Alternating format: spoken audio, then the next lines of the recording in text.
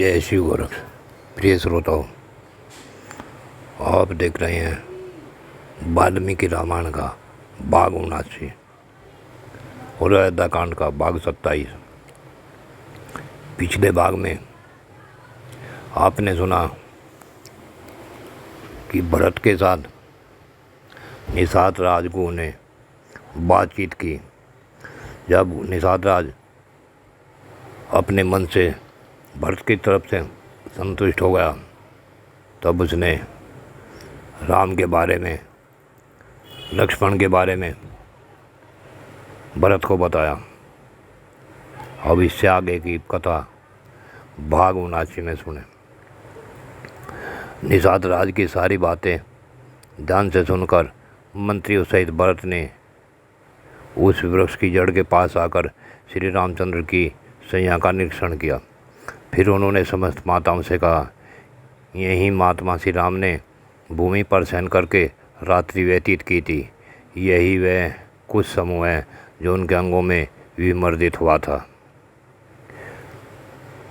दुखी मन से भरत कह रहे थे, निश्चय काल के समान प्रबल कोई दूसरा देवता नहीं है, जिसके प्रभाव से दशरथ नंदन श्री राम को भी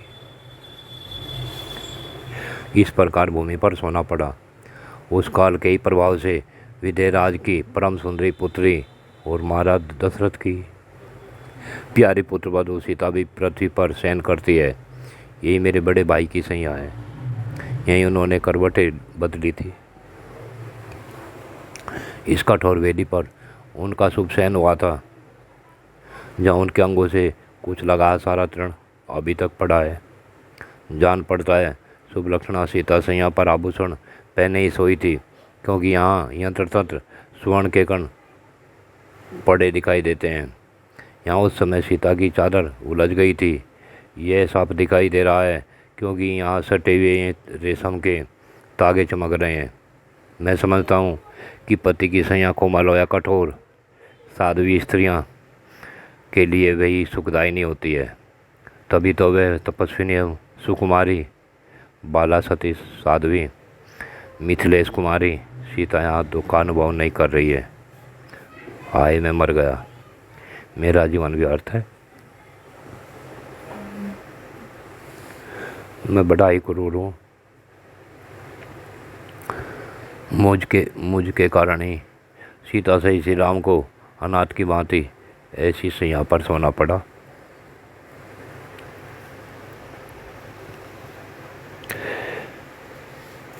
आज से मैं भी पृथ्वी पर अपना तीन को पर ही सोऊंगा। फल मूल का ही भोजन करूंगा।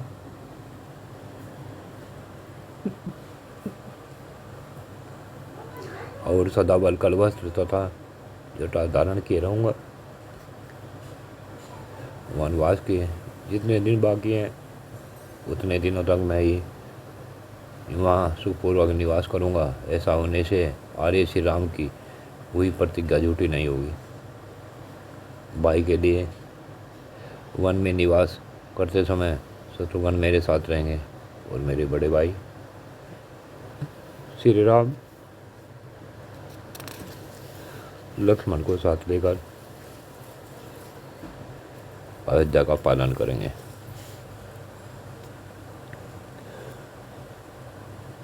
इस प्रकार अगले दिन सवेरे उठने के बाद भरत ने शत्रुघ्न से कहा कि भैया, अब आप गुराज गु को बुलाओ, वे हमें गंगा पार कराएंगे। भरत जी, इस नदी के तट पर आप अब जब इस प्रकार बातचीत हो रही थी, उस समय गो उपयुक्त बेला में आ पहुंचा और हाथ जोड़कर बोला, हे भरत जी, इस नदी के तट पर आप सुख में तो सोए रहे हैं। सेना सहित आपको यहाँ कोई कष्ट तो नहीं हुआ? आप निरोग तो हैं गुकेश ने पूर्व कहे गए इन वचन को सुनकर श्री राम के अधीन रहने वाले भरत ने कहा, हे निषाद राज, हम सब लोगों की रात बड़े सुख से बीती है। तुमने हमारा बड़ा सत्कार किया। अब ऐसी व्यवस्था करो जिससे तुम्हारी मल्लाह बहुत सी नौकाओं के द्वारा हमें गंगा से पार उतार दें। यह आदेश सुनकर गो तुरंत नगर में गया और अपने भाई बंधुओं को बुलाकर लाया। और गो ने अपने भाइयों से कहा कि राजा की आज्ञा से सभी मल्लाह शीघ्र ही उठ जाएं और चारों ओर से सभी नाएं इकट्ठी कर ली जाएं।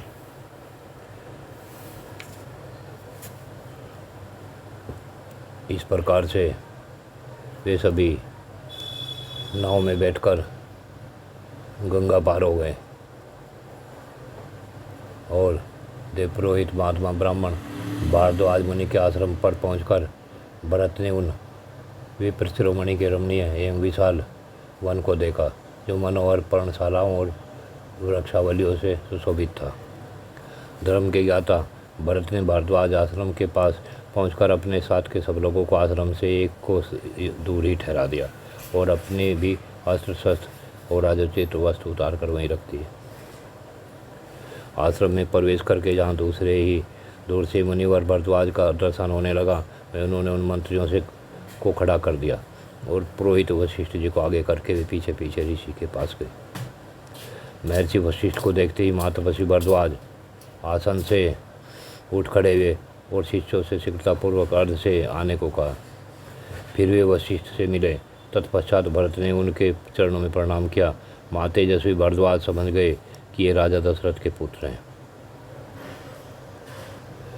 अब महायशस्वी भरद्वाज बोले, सब ठीक तो हैं।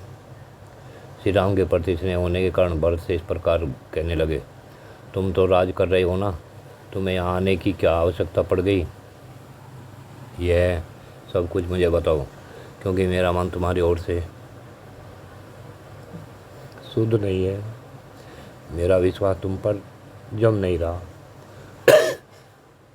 जो शत्रुओं का नाश करने वाला है, जिस आनंद पूर्वक पुत्र को कौशल्य ने जन्म दिया तथा जिससे तुम्हारे पिता ने स्त्री के कारण जिस महायशस्वी पुत्र को 14 वर्षों तक वन में रहने की आज्ञा दे दी, उस भाई और पत्नी के साथ दीर्घकाल के लिए वन में भेज दिया।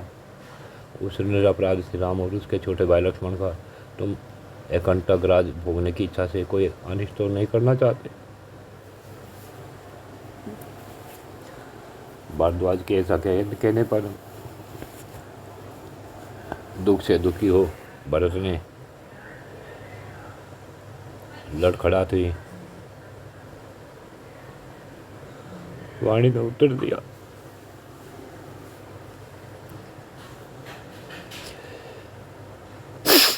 यदि आप पूजपाल में ऐसी भी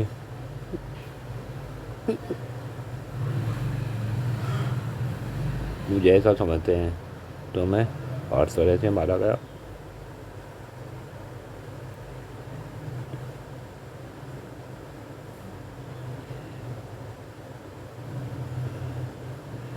यह मैं निश्चिंत रूप से जानता हूँ कि श्री राम के वनवास में मेरी ओर से कोई अपराध नहीं हुआ है, अतः मुझसे ऐसी कठोर बात न कही। मेरी आड़ लेकर मेरी माता ने जो कुछ कहा था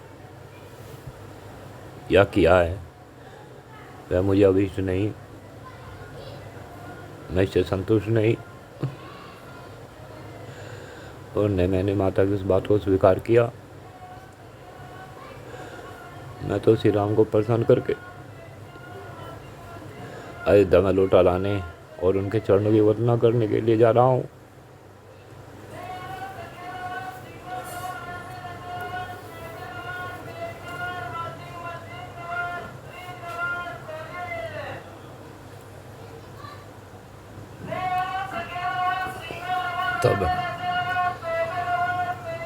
तब भरद्वाज ने प्रसन्न होकर भरत से कहा, तुम रघुकुल में उत्पन्न हुए हो, इसमें गुरुजनों की सेवा, इंद्रिय संयम और श्रेष्ठ पुरुषों के अनुसरण का भाव होना उचित ही है। मैं सीता और लक्ष्मण सहित धर्मज्ञ श्री राम का पता जानता हूँ। ये तुम्हारे भ्राता श्री रामचंद्र महापर्वत चित्रकूट के पर निवास करते हैं। अब कल तुम उन स्थान की यात्रा करना। आज अपने मंत्रियों के साथ इस आश्रम में रहो। महाबुद्धिमान भरत, तुम मेरी इस अभीष्ट वस्तु को देने में समर्थ हो। आते मेरी अभिलाषा पूर्ण करो। तब जिनके स्वरूप और स्वभाव का परिचय मिल गया, उन उदार दृष्टि वाले भरत ने तथास्तु कहकर मुनि की आज्ञा से रोदारिया की और उन राजकुमार ने उस समय रात को उस आश्रम में ही निवास करने का विचार किया। तब मुनि ने कैकेयी कुमार भरत का अपना आतिथ्य ग्रहण करने के लिए न्योता दिया। यह सुन भरत ने कहा, मुने वन में जैसा आतिथ्य सत्कार संभव है तो आप कर चुके हैं। इसके ऐसा कहने पर भरद्वाज जी ने हंसते हुए भरत से कहा कि भरत, मैं जानता हूँ मेरे प्रति तुम्हारा प्रेम है, अतः मैं तुम्हें जो कुछ दूंगा उसी से तुम संतुष्ट हो जाओगे।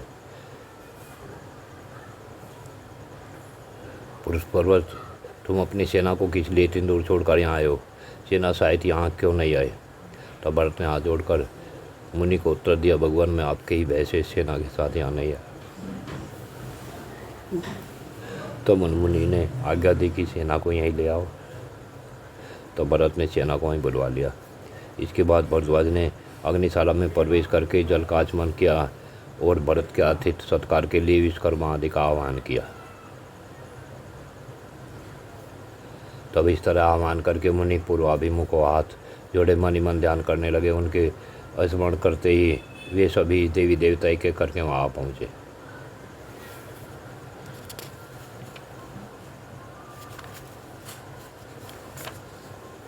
महर्षि भरद्वाज की आज्ञा से कैकेयी पुत्र महाबाहु भरत ने नाना प्रकार के रत्नों से भरे हुए उस महल में प्रवेश किया जो अपनी माया से बनाया गया था। उनके साथ साथ पुरोहित और मंत्री भी उसमें गए। उस भवन का निर्माण कौशल देखकर उन सब लोगों को बड़ी प्रसन्नता हुई।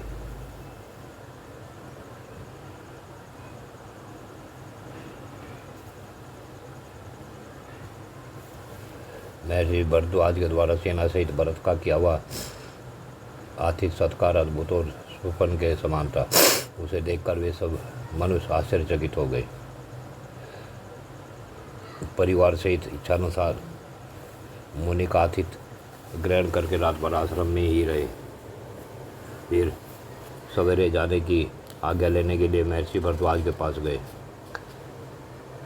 भरत को हाथ जोड़े अपने पास आया देख भरद्वाज अग्निहोत्र का कार्य करके उनसे बोले, निष्पाप भरत, क्या हमारे इस आश्रम में तुम्हारी है रात सुख से बीती है? क्या तुम्हारे साथ आए हुए सब लोग इस आतिथ्य से संतुष्ट हुए हैं? यह बताओ। भगवान मुनि श्रेष्ठ, अब मैं अपनी इच्छा के अनुसार आपसे आगे लेने आया हूँ और अपने भाई के समीप प्रस्थान कर रहा हूँ। आप मुझे इसने पूर्ण दृष्टि से देखें। ये मुनीश्वर बतलाइए, धर्म प्राण महात्मा श्री राम का आश्रम कहाँ है, कितनी दूर है और वहाँ पहुँचने के लिए कौन सा मार्ग है, इसका भी मुझसे स्पष्ट रूप से वर्णन कीजिएगा। वैसे आपके यहाँ हमारी रात बड़े ही प्रेम और आनंद से बीती है और सभी संतुष्ट हैं। भरत, महर्षि जी बोले, भरत, यहाँ से 2.5 योजन की दूरी पर एक निर्जन वन में चित्रकूट नाम का पर्वत है। उसके उत्तरी किनारे से मंदाकिनी नदी बहती है। उस नदी के उस पार चित्रकूट पर्वत है। तात वहाँ पहुँचकर तुम नदी और पर्वत के बीच में श्री राम की पर्णकुटी देखोगे। वे दोनों भाई श्री राम और लक्ष्मण नीचे ही उसी में निवास करते हैं। आगे जाकर 2 रास्ते मिलेंगे।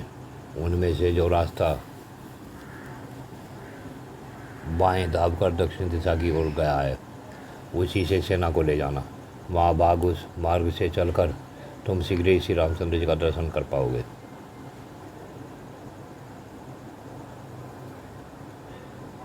अब यहाँ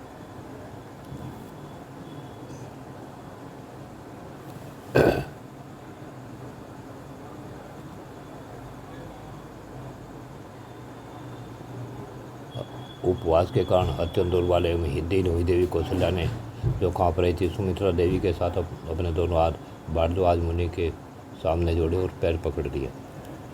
तत्पश्चात जो अपनी सफल कामना के कारण सब लोगों के लिए निंदित हो गई थी, उसके कई ने लज्जित होकर महामुनि के चरणों का स्पर्श किया और उन महामुनि भगवान भारद्वाज की परिक्रमा करके वह दिन चित हो उस समय भरत के ही पास आकर खड़ी हो गई। तब भरद्वाज ने यहाँ भरत से पूछा, रघुनंदन, तुम्हारी इन माताओं का विशेष परिचय क्या है वह मैं जानना चाहता हूँ। भरद्वाज के कहने पर, पूछने पर भरत ने हाथ जोड़कर कहा, भगवान आप जी ने शोक और उपवास के कारण अत्यंत दुर्बल एवं दुखी देख रहे हैं। वो जो देवी की दृष्टि गोचर हो रही है,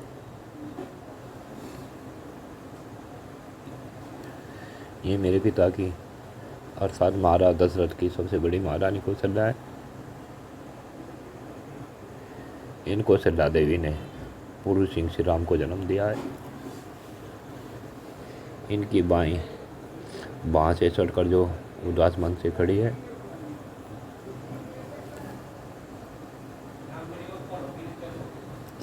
तथा जो दुख से आतुर हो रही है और आभूषण शून्य होने के कारण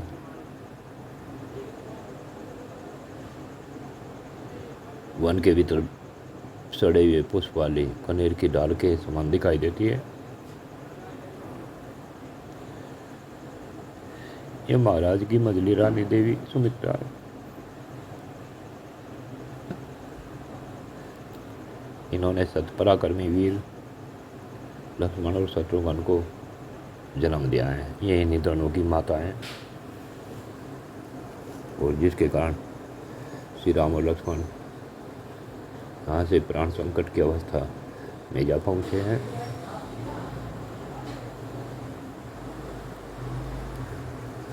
तथा राजा दशरथ पृथ्वीयोग का कष्ट पाकर स्वर्गवासी हुए हैं, जो स्वभाव से ही क्रोध करने वाली, अशिक्षित बुद्धि वाली, गर्वीली, अपने आप को सबसे अधिक सुंदरी और भागवती समझने वाली तथा राज का लोभ रखने वाली है, जो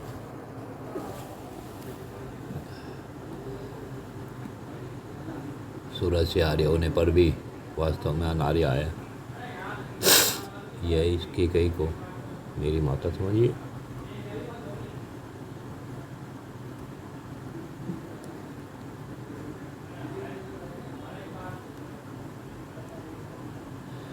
ये महाराज,